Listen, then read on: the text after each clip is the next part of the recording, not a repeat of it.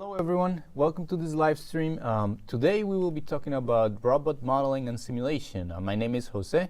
I'm part of our education marketing team here at the MathWorks, and I have a focus on robotics. And with me today we have Moise here. Hey Moise, how's it going? Hey, my name is Moise. I am with the MathWorks electrical and computer engineering discipline, part of the academic team, and I focus on robotics. Yes, as we said, today we're going to be talking about robot modeling and simulation. We're going to be covering both MATLAB and Simulink. I'm guessing since you're watching this live stream in this channel, you're probably familiar with MATLAB. We do want to know if you're familiar with Simulink as well. So if you want to comment, go to the comment section or go to the chat section. Tell us, have you used Simulink in the past? Have you not used Simulink in the past? It'll be great to hear around how many people even know what Simulink is out there. Okay, Moise, and what we want to talk about today is robot modeling and simulation. So one of the reasons we want to talk about it is because robots are pretty complex systems, right? And they do things like sensing, perception, planning, deciding, controls. There's platforms involved. There's communication protocols involved. So they're pretty complex things to develop for and to design and to work on. And model-based design, which is a process of modeling and simulation for dynamic systems or just process systems in general. It's really good at giving you a platform so that you can do a lot of these things without a lot of the risks that are involved with like a real hardware platform. So the benefits of having a model or like a digital twin or like a virtual system would be one, that you don't have to build it. It will be much cheaper. And two, that you can try things that you might not be willing to try on the real robot, right? Maybe things that are slightly more dangerous, or maybe things that could go wrong without much cost, right? So ultimately, it'll be a lot cheaper for you to develop using a simulation. That's right. Okay, and as far as the agenda for today goes, we're going to be trying to show you a lot of different applications of robot modeling and simulation at a high level. We're going to be covering a quick introduction to MATLAB and Simulink to make sure we establish how they're going to be used.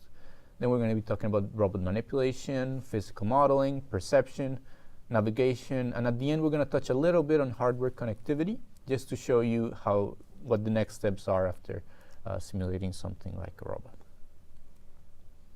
Okay, so let's quickly touch on MATLAB. If you're not familiar with it, it's a computation environment.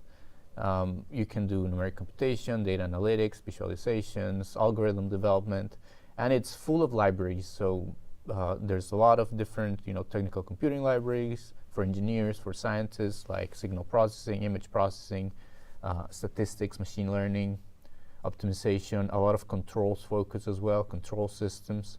And we can actually import robots into MATLAB and then create these cool simulations, which is what we're going to be looking at next. So this image here is kind of teasing our first example. It's a manipulator.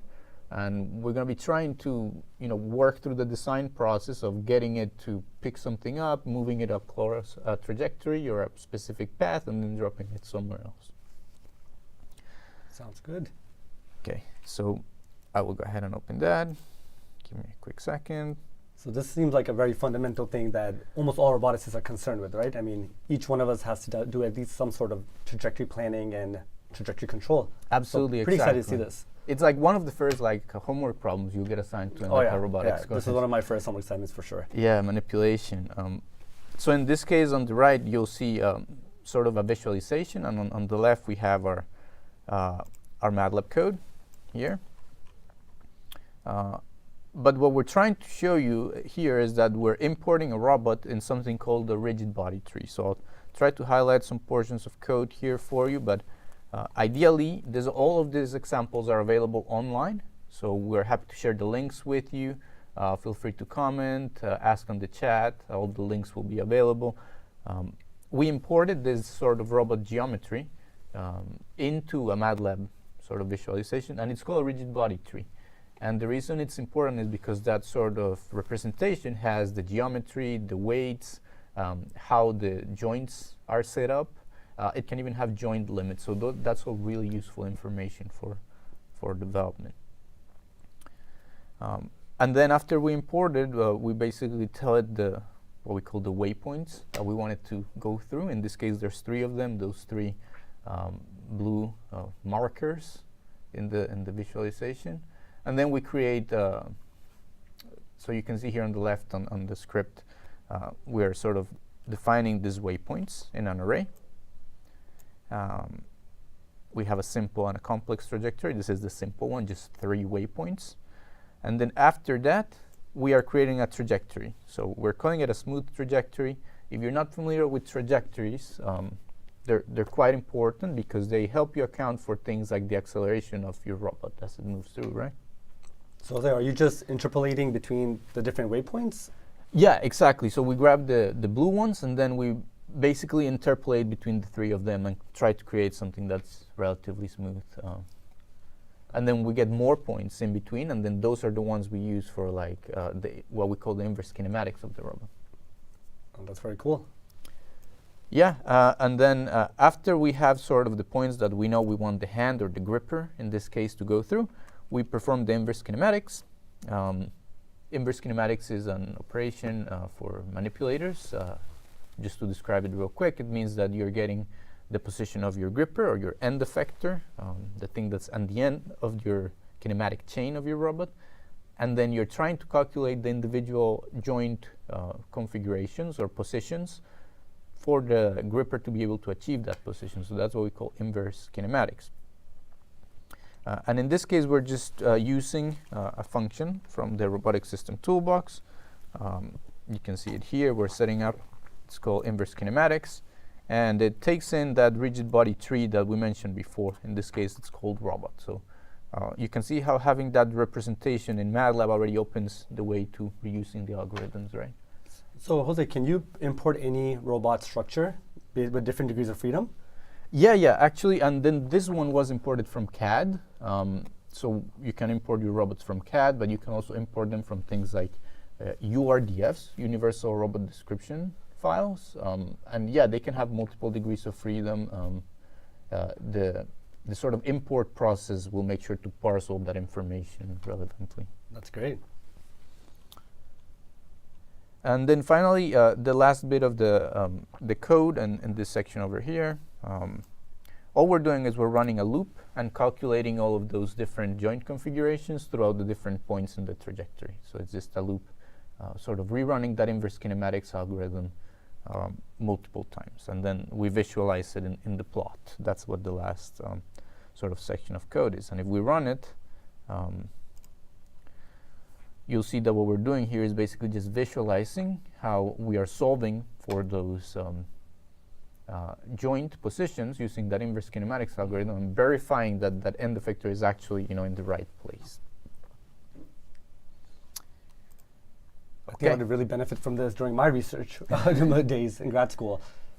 Yeah, so the cool thing about this is that we are using the inverse kinematics function, but there's dozens more functions, right? There's going to be forward dynamics, forward kinematics.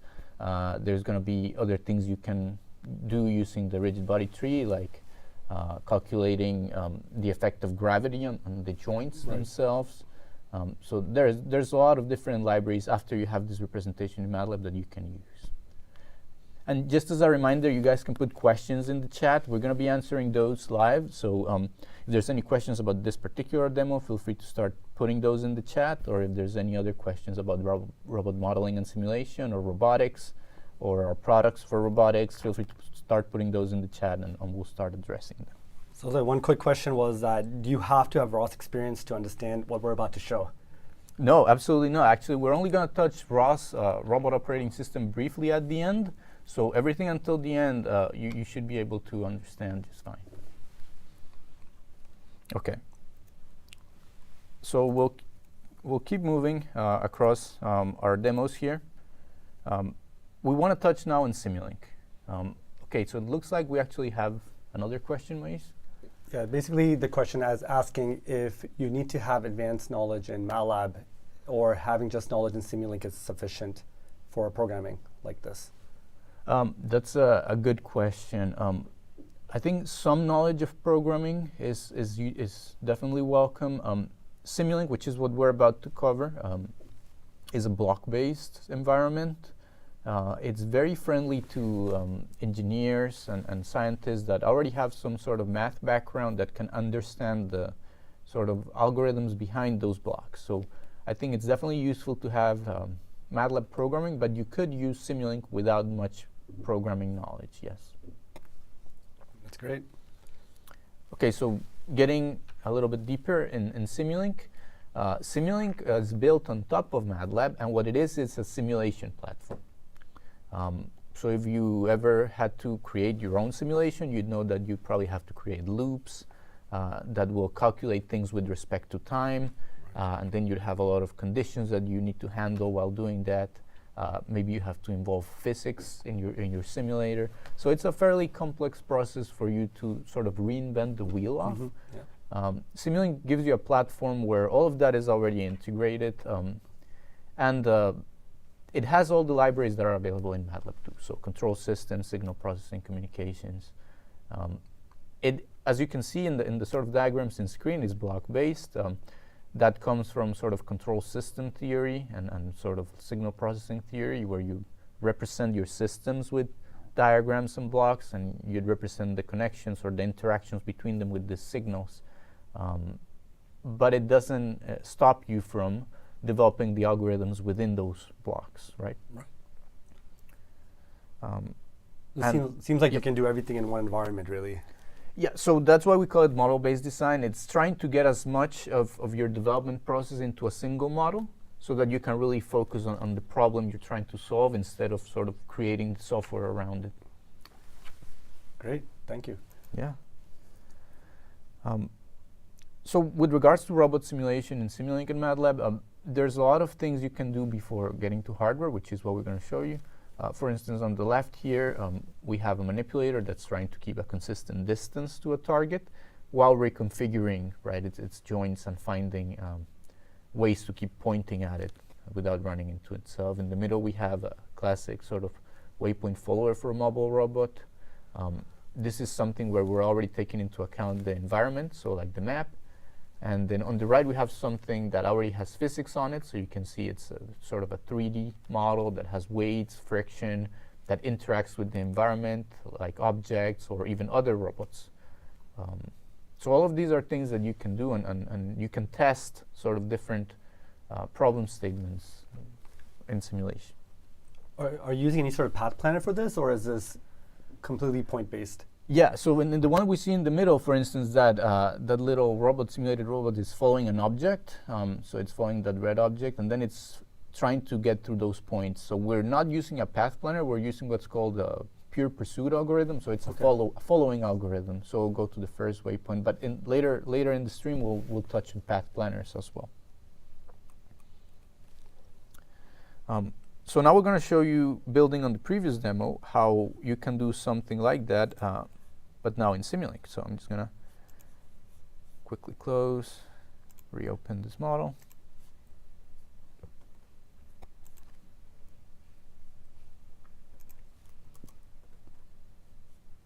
Again, and if you have any questions, feel free to put those in the chat. We're happy to keep answering those. What we have here is a Simulink model representing sort of the same robot that we started with, except now it's not a MATLAB visualization, but it will be a Simscape visualization. We'll go ahead and update that so that you see what that looks like. But you can see how Simulink has these blocks that are connected by signals.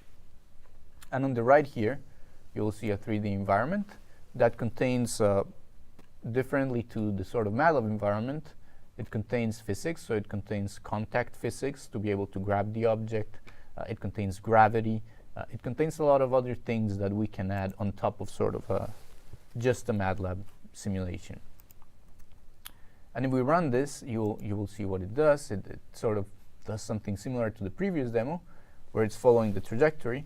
But now it's also actually approaching the ball, grabbing it, making sure it doesn't fall while it has it on its hand, and then dropping it on the other side. It's a very cool animation. I like the graphics. Yeah, and you can even slow these down. So you can do, if you're trying to analyze different aspects of your system, you can slow these down, rerun them.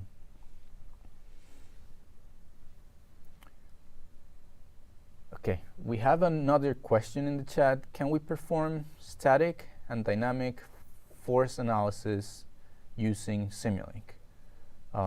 Yes, absolutely. We're actually going to touch that in a minute, but for instance, what we have here is sort of following the demo. Inside of this block, we have the environment, and inside of this yellow block, we have the logic that's controlling the robot, the high-level logic. Inside the environment, you will see sort of in detail the components. These are variations, but we're really just going to look at the first one here. I'll make it bigger. So you can see the components of the robot. And if you go inside the actual, let's say we want to take a look at the joints, so you want to perform dynamic force analysis, maybe derive how much force or how much torque is required for those joints to maintain that position. If you go inside, you'll see that all of the individual joints are instrumented, so they'll be sent, so you can extract, for instance, the torque. So you see that in here, this is the torque. We are kind of monitoring via remote scope. So yes, you can monitor them, you can log them, you can change them in real time, develop control algorithms, things like that. Now that you're on this page, I can see that you can really model any type of robotic manipulator, right? You just have to kind of model the different joints and links that make up that particular configuration. Yeah, exactly. So what you can see here is sort of how it was built in Simulink, or the Simscape product, which is the physical modeling. There's, you can see the links. These are the robot links, and then there's the joints. And you can build them, put them together however you want, or import them from CAD, and it will sort of build all of these connections of joints and parts for you. Oh, that's great. And if you're not familiar with Simulink, it might have been a little confused, so we sort of double-clicked to get inside and look what's inside the blocks. You can organize your system so that you can keep track of what's happening, the algorithms and the problem you're solving, so you can organize them in subsystems. So for instance, in here, this is the sort of subsystem of the environment, where we have the actual robot model, the ball and floor, which are the environment, and we have included some forward kinematics. And if you want to navigate through models, you can use this sort of navigation bar at the top, and it tells you, within which subsystem you're currently located, and you can just navigate between them. You can go up, and then that keeps a very clean sort of simulation model for you to keep track of. And as far as the logic goes, we have this sort of big brain controller. It's taking inputs, the trajectory that we want to follow, some things like the gripper force to make sure that the ball is actually being grabbed successfully, and the end effector position, and it's outputting things like some metrics, in this case gripper fold difference, the gripper command, so whether or not to grab the ball, and then the target position for the joints for the robot. And if we go inside, you'll see there's a lot of logic in there. This is a product called Stateflow. It just makes it pretty easy to create what are called state machines or state diagrams. And we decided to organize it in this diagram so that you can debug it and see which parts of the algorithm are executing. Now, if you were to add, let's say, a PID controller, you would be adding it right in the sub environment? So yeah, it would depend on whether, in this case, this example, this is the high-level logic. So this is sort of the high-level decision-making, and then the low-level control is happening within the robot platform itself. So you'll see that in here, where the robot is actuated, that's inside of this block is where we might include something like a single joint PID controller. This is where it will live. And if you actually see some of the other environments we have, these are torque actuated. So that means those have some controllers in them. So you can see, for instance, now we have a joint controller that's in between this sort of input from the high-level logic, and then that's controlling the joints for the robot. And if you go there, you'll see that in this case, this is what we call a gravity-compensated controller. It has inverse dynamics, and in here we have a PID compensator for each joint. What I love about this is it's quite universal, right? You can fit it to any type of research need. Yeah, so the idea, again, what we're trying to show you today is that these things are available, that you could import your robot, you can have your own problem statement, you can modify it, You can decide whether you want to develop the controllers or the logic, whichever part of the development stage you're on. Amazing. Okay. And then one thing we wanted to show you is that in this case, this is a relatively simple problem statement. It's just sort of following the trajectory. But where simulations become really useful is when those problem statements start becoming more complex, something that might require a lot of debugging in real life. So I will open another demo that we have.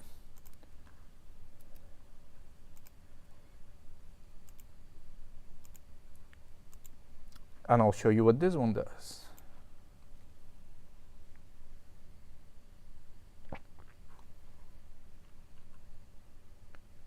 So I'll run it again, and if you notice, what's happening is we're throwing this ball up in the air, and we're letting the robot catch it before it touches the ground, which is a kind of a more complex human-like problem to solve.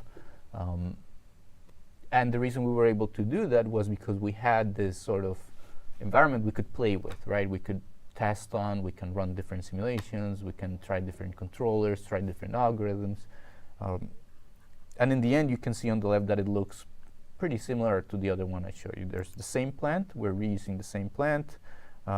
The logic looks similar. It's still, of course, it's different because now we're solving a different problem. Now we're trying to track this ball in the air as it's falling and then strike to grab it in the air. And really the bulk of how we do that is we try to predict where the ball is going to be a couple of milliseconds or in front so that the robot can predict, go a little bit in front of where it's going to be, and then grab it before it touches the ground. What I really like about this example is that you can tell that the robot is using its own capabilities and kinematics to determine the best solution, right? And you can see that as very realistic. Exactly, it's not hard-coded, is what we're trying to show here. In fact, if we were to make some changes to this, for instance, if I throw the ball from at a different angle or from a different position, I'm going to throw it from a very different. So you see, our robot there didn't do such great of a job because it was a much more complex throw. So it was able to prevent it from touching the ground, but it ended up kind of being on its nose. Yeah, right. Didn't actually grab it. And we see actually the grouper fault here in the model that's telling you, hey, I didn't actually grab the ball. That didn't work well. And it ended up in a very strange configuration trying to grab it. Yeah. I'd rather have the mistakes or the challenges during my simulation before I build out the system, right? So there you go. Yes.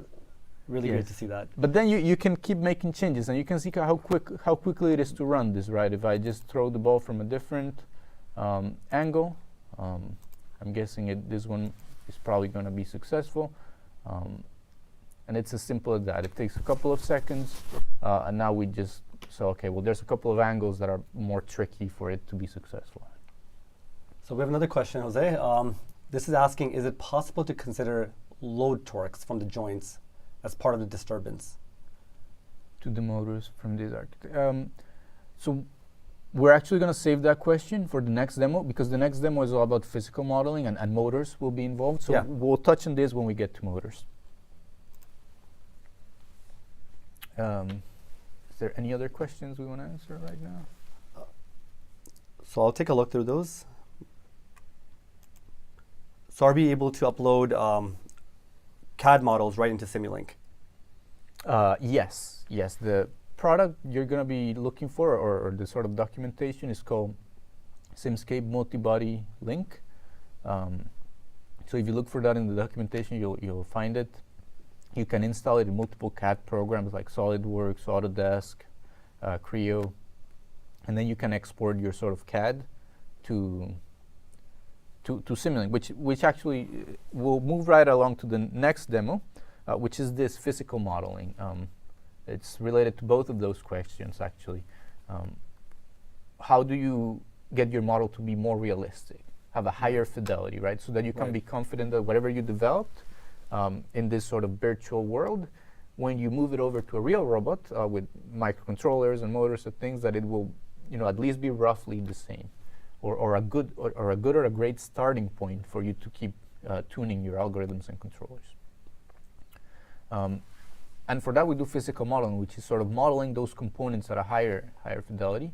In this case, you can even go to the level of modeling the electrical circuits. So for instance, in the case of a robot, you have motors in the joints and things like that. So we can even go to the level of modeling the electric circuit that's controlling that motor, and then the motor parameters as well. And this is the level at which you can analyze those things, like you were saying, like the motor disturbances or the motor parameters themselves, you know, back EMF, inertia of the rotors, things like that. On the right, you see, for instance, torques and currents that are being calculated throughout the simulation, and then you can look at those graphs, that information, and then make your own decisions, right? You can also add, like we said, models of actuators, physical interactions, like we just showed you the ball contact, friction, and it will help you analyze performance to a better degree.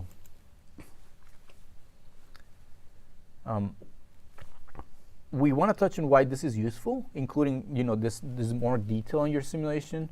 A good example is what you're seeing here is how we used a single environment to run multiple simulations. So once you have the environment set up, you can run, let's say, 100 or 1,000 different simulations, and then vary some parameters slightly. So maybe you run the robot at higher speeds, lower speeds, things like that, and then you see how it affects the functioning of the robot. In this case, we're looking at how much energy it's consuming, electrical energy consumption. So what you're seeing here is we run a simulation, you know, maybe 100 times. We log all that data. Then we get a visualization showing us the paths that the robot's doing, how they differ. You can see that, you know, some of them are closer perhaps to the robot center or farther away. And in the end, we get a cost analysis, which tells us, okay, which one was the optimal one, or which one uses the less electrical energy, right? So this is great. I can see that you're basically running an optimization to determine your robot model's configurations. And a quick question about the cost. Can you actually import different cost functions for your optimization? Yeah, that's a good question, actually. So what we're showing here is sort of a manual way of doing it. So you can run all of the simulations, log the data, and then kind of process that into your decision. But there's also tools. There's one optimization functions, which will have customizable cost functions that you can attach to however you're running your experiment. And there's also a specific product in Simulink called Simulink Design Optimization. And then it will have features where you can establish parameters that you want to sweep through and things like that. And then different costs associated with that. And then sort of run 100 experiments, and then it will give you a summary of the results, and you can see, you know, what's interesting. That's great. One quick question here: does MATLAB have any inverse kinematic solvers for redundant manipulators? And basically, a redundant manipulator is one that has more than 6 degrees of freedom, given that you're working in a 6-degree 3D environment. Yes, so actually a couple of the inverse kinematics algorithms we have are just, you know, iterative numerical ones. So they will solve for more than 6 degrees of freedom. Obviously, there's a cost associated with that, Right. and there might be some heuristics that you have to implement as well, depending on the setup of your robot. Another interesting thing is we have closed form inverse kinematics algorithm for if your robot is 6 degrees of freedom, we basically have, you know, more optimized versions of inverse kinematics that will execute pretty quick, and low power microcontrollers and things like that. That's really good to hear. Okay, so we'll move along because we got a lot of questions about importing CAD and sort of motors and motor parameters and how to evaluate those in real time. The next demo is this wheel-legged robot. So in case you haven't seen these robots, they're pretty popular right now in the robotics research community. They have legs and wheels, which allows them to get to, you know, a wider range of places, still be pretty quick. But they're obviously more complex in the sense that now you have to keep this robot balanced all the time. So it's a fairly complex, you know, control systems problem, multi-degree of freedom. And here's the example we're going to show you. This is actually a wheel-leg robot that is simulated and modeled in Simulink and Simscape, and it's basically being controlled and being stable. And we're going to show you how we were able to sort of did that without having to build it and go through a big trial and error process and maybe even break some components. The complexity of these type of systems is quite large, right? Usually we see that even in the most advanced courses, this is probably a capstone type project, right? Exactly. So to be able to see the realistic nature of both the controls and the modeling of such high fidelity systems, I mean, we're really excited to see that.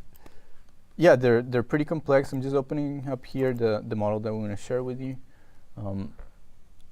But these can be projects that take a long time. Yeah.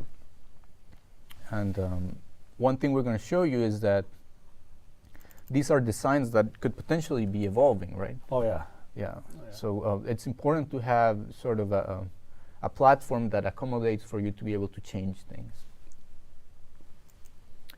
Okay, so this is the Simulink model that corresponds to that robot. You can see that we organized it, like I mentioned before, in sort of the major components. So here we have kind of the head, what we call the head of the robot, where the electronics are on top. Then the shoulders, sort of the first joint going downwards. Then the knees, and then at the bottom we have the wheels, right? At the bottom, what would be the feet, we have the two wheels. The reason this is interesting is, one, we imported this from CAD. Right. So I'm going to go inside one of these blocks, and you'll see that it might be a little bit messy. But what you'll see is those same building blocks that we've seen before when we're trying to involve, physics and geometries, sort of the joints and the geometries that are involved. But this was all automatically generated from that CAD importer. So wow. if you already have your CAD, it should be pretty simple to get this. So you're saying that I designed or I modeled something in CAD and I import that into the Simulink environment and this code gets generated automatically? Exactly. All these diagrams will be automatically generated for you, so hopefully that will save you a lot of time. We obviously organize them so on these little buckets so that we could, more cognitively keep developing. Wow. Yeah. That's a big time saver. Yeah, absolutely. Here's, I will try to open up the head so you'll see some of them are more organized than others, and you can also run automatically routing in Simulink. But yeah, you see all the joints, you see all the components, and these components have the associated weights and inertias, which is it's a huge effort now that you're going to be developing the control system. And that way you can focus your attention towards the challenges of the actual implementations. Yeah, exactly. In actual, the control system design, and not so much in developing maybe the system dynamics, right? And the simulation algorithm. And what we did after we had it imported, we added some instrumentation. So you can see these blocks here. They're called scopes. They're basically just graphs that are automatically populated. And we log information, like you guys were asking about, joint positions, accelerations, velocities. You can also do things like log your currents if you have a detailed model of your motors, things like that. And with those graphs, we have enough information to start sort of trying different controllers and things. So you can see there's a couple of PIDs. I think in total we have something like 6 PIDs to be able to control the 4 joints and the 2 wheels. So you can see the PIDs that are attached to the wheel next to it. So there are these green sort of subsystems down here. And we attach those to the sort of rotation of the wheel torques. And the way you can tune them is you double click, you see all the block parameters for that PID. You can select the formula that's going to be utilized, the parameters, a couple of different settings on it, and then you can change those parameters and keep tuning it. In this case, what we did was we added all of the PID controllers. You can see that inside the knee, for instance, we have another one that's controlling the knee joint. There's another PID controller right here. And the same goes for the shoulders. So basically there's 6 PID controllers, which instead of having to test parameters on your real robot, you can keep trying different things in simulation until you get your robot to do whatever it is that you want. In this case, balancing, right? And I see that you actually have an IMU sensor as part of your loop. Exactly. So another cool thing about making these sort of simulators or digital twin systems is that you can add sensors to it and simulate sensors, and you can actually make those pretty accurate. In this case, we're just grabbing sort of dynamics information from the head, Right. and we're calling that the IMU sensor. So we're getting the accelerations and the rotational accelerations and velocities from it. And I think that's all we wanted to show you for this demo. Again, this is what it looks like after we were able to import it. So it was a sort of a successful robot balancing example. This example is available online if you want to kind of look in details a lot more of the blocks and how it was used. And the next thing we want to talk about is robot planning, navigation, and control. But we'll take a couple of questions now before we move on to this topic. Great. So we have one question. Is it possible to combine Simulink robot models with nonlinear controllers? Good question. Yes. So Simulink has one, you can add whatever algorithm you want to your Simulink model, because you can always use like a MATLAB function block to create whatever algorithm. So if it's like a custom nonlinear controller, you can put that there. But also we have a big library of controllers, some of which are nonlinear, some of which are multivariable, some of which are model predictive. Right. Yeah, you name it. We have a lot of the most commonly used controllers already available. So let us know if that answers the question. Let's see if we have any other questions. I think we can move on. Okay. So robot control, like we just gave you an example of like how to tune the PIDs on like a multi-degree of freedom system. But obviously there's a lot more about robot control than kind of single controller tuning. For instance, in the manipulation sort of area, there's a lot of kinematic and dynamic analysis algorithms that are required to be able to get to that stage of developing a controller. I mentioned before things like gravity compensation, constraint analysis, obstacle avoidance. Right. There's a lot of different libraries and blocks that you can immediately use. Again, if you go through the effort of creating some sort of simulation environment for your robot. Low-level controller, PIDs, we already covered that. There's a lot of tools, even for automatic tuning, which is actually pretty interesting, yeah. Yeah. I mean, if anybody's ever tuned a PID manually, it takes quite a bit of time. So having any sort of algorithm that can speed up the process and give you more of a numerical way to do so, it's definitely key. Yeah, absolutely. Check out, just search for auto tuning, MATLAB Simulink, and you'll find videos and things that will show you how you can basically just press one button if you set it up correctly, and it will find good values for you. That's fantastic. And then path following, again, the same thing. There's different things that have to be considered. There's different sensors that are involved. In this case, lidars. Different types of data. So having algorithms that are able to save you time in developing your final application are really welcome here, and they're all available within the sort of MATLAB Simulink ecosystem. A little bit more in depth about planning and navigation. So there's different types of planners. So we're going to have algorithms for a couple of different types of planners, whether it's as simple as kind of ground robot in a constrained environment, or more like autonomous driving, like this example of the car trying to find parking. We also have features for trajectory generation, which means being able to set the actual velocities and accelerations of your robot in a manner that's either safe or optimal, depending on what your requirements are. Feel free to add questions in there if you have any questions, but this is super quick. And sort of transitioning from those planners, we're going to give you an example about planners and benchmarking planners, which is something very interesting you can do to sort of get to a more optimal system. So when we're talking about planners, right, I mean, for those that have taken Intro to Robotics type courses, they might be thinking about RRTs or probabilistic roadmaps and things like that, right? Correct. Okay. Yeah.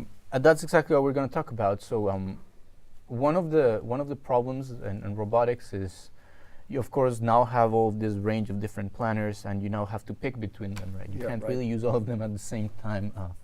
I guess you could, but they will take a lot of computational power. That's right.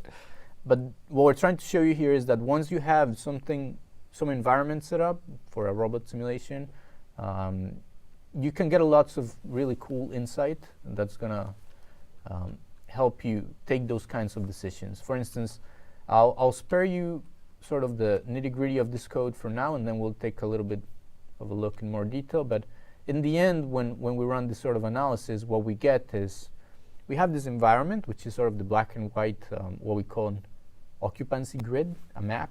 Right. It's just a rough map of the environment. Of course, this is pretty simple with blocks, but it could be more elaborate. It can have a higher resolution, can have more detail. And then we basically run metrics on 5 different algorithms, planar algorithms. So you can see over there RRT, RRT star, bidirectional RRT, probabilistic roadmap, and hybrid A star. And we gave them a randomized start and end conditions, and then we saw averages of how they were performing. Things like the distance calculated, the smoothness of the path, how close they were to the obstacles they were trying to avoid, all these things. And in here you see a summary of sort of a generic path they created between point A and B, right? Yeah, I mean, this looks great, right? You can tell that some paths are shorter, but they're closer to the obstacles. And if I kind of relate that to my past research in the medical field, if you're looking at a surgical application, you'd rather take a longer path to avoid the obstacles, by a greater distance, while maybe in a warehouse you want to have a tighter, shorter path that's tighter around the obstacles. So it definitely gives you that insight. Exactly, and ultimately you make that decision, right? So like Moy said, the idea is to have all the data before you make the decision. Sometimes you want a longer path, but that's more safe. Sometimes you want to take a little bit more of a risk. So we'll show you a little bit. As a summary, what we did is that the S algorithm, or this example, you can open it up. It's in the documentation online, and sort of look at the details. But it essentially sets up the objects for these 5 planners, and then runs them through a couple of loops, through a couple of different experiments, you could call them, and then gathers that data and creates a couple of plots and insights. So for instance, here we have the path length, the average path length given the different planners. So you can see the hybrid A star has always the shortest, while the, if you see the PRM, the probabilistic roadmaps all the way up here, has the biggest one, and then second would be the RRT, which makes sense. So it's just a matter of you deriving these insights and deciding what it is that you actually want for your robot. This is smoothness of path. So if you have a robot that's maybe carrying something sensitive that could tip over or fall, maybe you're considering a smoother path so that there's less, jerk. Path length, and there's one in here. There's initialization time. So you can see that the probabilistic roadmap, because of the nature of the algorithm, takes more time to initialize. But if you see execution time, it kind of it flips in here, where the probabilistic roadmap is one of the quickest algorithms to run, and then the hybrid A star, which we saw was the sort of shorter path, closer to the obstacles, have the highest execution time. So, right, that's very clear. Yeah, and again, it depends on what you want, but now you have all the information, right? You can decide, do I have plenty of computational power to go with a hybrid A star, or maybe I have more limited power and I want to save my resources for other types of computation, go with a PRM. And I think that's it. If you guys have any questions about this demo or planning in general, navigation, you can put those in the chat. We'll try to answer those.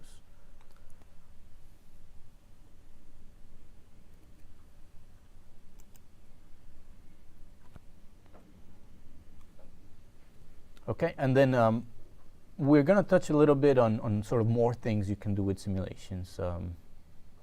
Localization and mapping are a very popular topic in robotics, whether that's just localization or actual SLAM, so simultaneous localization and mapping.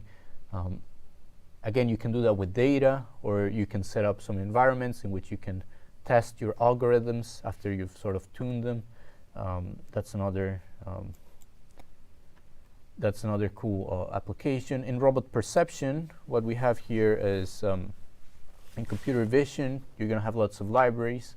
But one of the cool things you can do is you can simulate this data with like virtual cameras in your environment, and then test the algorithms you're developing. As far as point clouds go, we go into a little bit more detail. So things like automotive applications where you're trying to detect other cars around you. Of course, you can do that with mobile robots as well.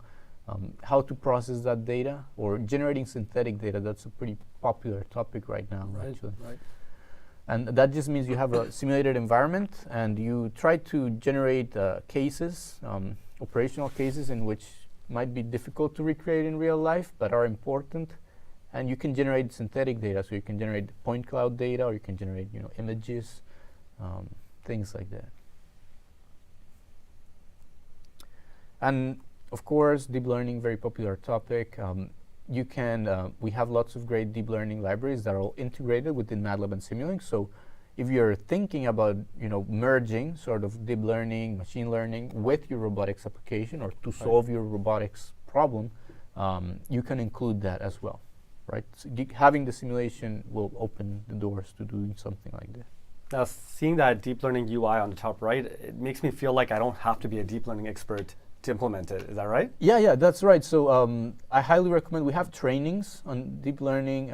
There's like a deep learning on-ramp, and we have great visual tools that help you. In this case, what you're seeing there is setting up the different layers of the neural networks and analyzing them. We have great training libraries.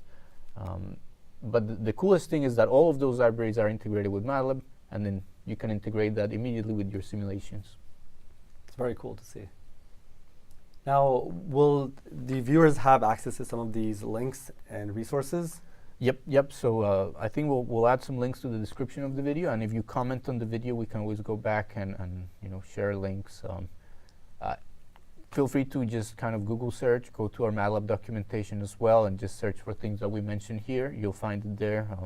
Deep Learning On-Ramp is the title of the training that's free that you can take. It's about 2 hours, so it'll teach you a lot about deep learning. Yeah, everything is online, right? You can search. All our content is available. Absolutely, yes. Everything we're showing here today is somewhere in the internet. So. And then the last thing we wanted to touch on is you might be wondering, okay, well, I did this great simulation, but in the end, I actually do want to, control a real robot, right? I want to build something. Right. So you can absolutely get your algorithms out of, this simulation environment. We support lots of hardware, and we just have a couple of examples here. Things like microcontrollers, like Arduinos, robotic systems, like more integrated hardware, like Lego, VEX, TurtleBots, things like that. FPGAs, mobile devices, GPUs, shared libraries. So there are plenty of ways for you to generate C and C++ code and get your algorithm out of MATLAB and Simulink, or directly, if you have a hardware support package, just interact with that hardware. Which brings us to ROS. So we had a little bit of a question at the beginning. ROS is the Robot Operating System. If you're not familiar with it, it's a way for roboticists to, easily create distributed systems. So it's more of like a, build manager environment that allows, multiple pieces of the robot to talk to each other. And MATLAB interacts with it, so we have lots of support for ROS. A couple of the things you can do is you can generate a ROS node from your code or your Simulink model, and then deploy it to your ROS computer, in this case your ROS host. You can analyze ROS data, which comes in ROS bags, or you can just sort of plug in directly to that network and then send publish commands, subscribe to topics. Great. Yep. So basically, you could use it in a simulation environment or to actually control a real robot. Exactly. So some robot simulators like Gazebo and others, they have ROS sort of plugins, and then you could also interact with anything that's ROS enabled, whether it's simulator, hardware, all of it will be supported. That's very cool. And we'll just show you real quick. We'll try to open, give me a second to open the demos, but we'll show you what this looks like in Simulink. So I'll just open up a couple of demos that we have. So for all the great examples, Jose, you've shown, I wish you showed those to me when I was a student. These are amazing. Yeah, absolutely. I think there's really cool things here that will save you time.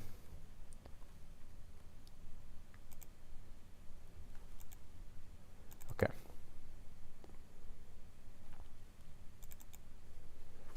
So what we'll do is we'll open two Simulink models. And what we really want you to take out of this is a navigation system. So this is a robot that you tell it where to go, you give it a target point, target coordinate, and it by itself will go through a planning process, use a sort of path following algorithm, avoid obstacles, and then get there. What we want you to see here is that the way this works is we set the target position, and then there's the navigation system in the middle, which has its planner, pure pursuit, obstacle avoidance, and it's within this sort of pink region, right? And then on the green region, we have the simulation environment. In this case, it's a Turtlebot 3, or just a differential drive robot. Right. And then we're simulating a LiDAR sensor. So you can see the inputs to this algorithm are the target pose, the LiDAR data, and then the outputs are the velocities to the wheels of the robot. That's pretty much it. So in this case, this is a simulation. This is how we're running the simulation in Simulink. But if we take a look at, let's see, where did our other model go?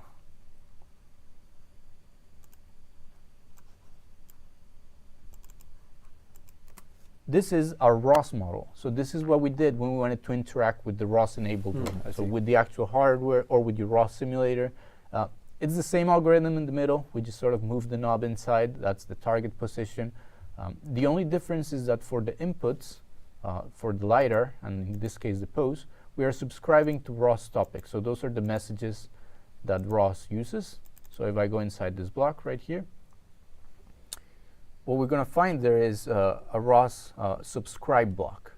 So if you've never seen ROS, then this is basically the way that you're getting the data from the robot. It's just a message, and then we're unpacking that data. In this case, this is we're using the scan topic. And then for the outputs, we are setting the wheel velocities, or in this case, the linear and angular velocities.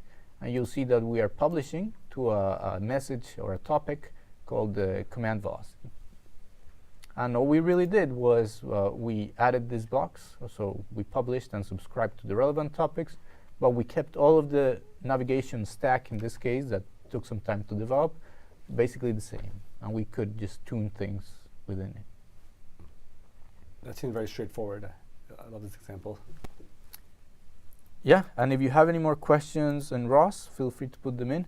I think that about wraps up all the teasers we had for you. So we hope that you've at least found things that are interesting, that might trigger you to go back and think about, okay, how can I use the simulations for my own development? In general, using simulations will help you have a better product, because you get to play with a lot more parameters, and you get to do whatever you're doing in less time, because you don't have to go through the trouble of creating architectures for simulations and things like that. I think with that, we still have a few minutes to take questions. So if you have any, I'm launching the chat. So please put them in, and we can try to answer those for you. So Jose, one is around the idea of what type of hardware support we provide. That's a good question. I think we have, so there's a link here. So it's mathworks.com/hardware. Go to that website. In there, you'll find actually a full library of hardware we support. So it's more than I can mention. Microcontrollers, cameras, different types of sensors, data acquisition systems, FPGAs, graphics cards, robots, turtlebots, manipulator robots, it's a lot. So my best answer will be go to that website and see if you find something in there that you're already using or that you're interested in.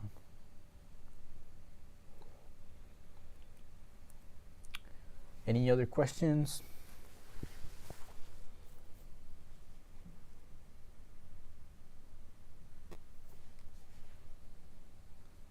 I'm just scanning now. So please, if you have questions, just Feel free add those to put the them in chat. Yep.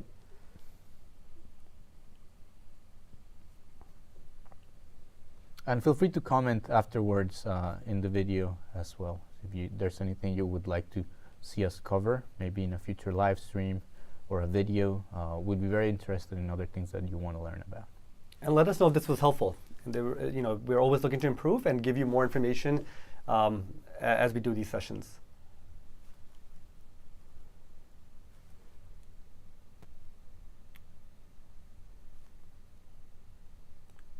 So one question is, can you control stepper motors in Simulink?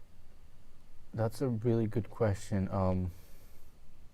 To answer that, I would say go to our documentation and type stepper motors. I think we might have a couple of examples. Yeah, I think we do have support for that as well. So we have a couple of examples that have like the electrical circuits and how to create those controllers. So go to our documentation. You can just type in their stepper motor. Somewhere in either Simscape electrical product or one of those products, you'll probably find an example covering stepper motors. I think we have time for one more, so I will ask you, Jose, is it possible to generate ROS nodes right through MATLAB? Yes, actually, that support was recently added, so you can now generate ROS nodes from your MATLAB algorithms. So what you do is you create a function, and then you can generate a node from that function. So there's a whole process. So again, go to our documentation, part of the ROS toolbox. There will be a link for how to generate ROS nodes from MATLAB. And you can follow those instructions to do it. Great. Awesome. I think that is all the questions that I see. That about covers it for today. Thanks everybody for attending. Again, feel free to subscribe to the channel. Let us know what else you would like to see. Thank you, Moise, for coming and doing this live stream with us. Thank you for having me. Absolutely. And I think we'll go ahead and wrap it up. Thanks, everybody. Hope to see you soon in the future.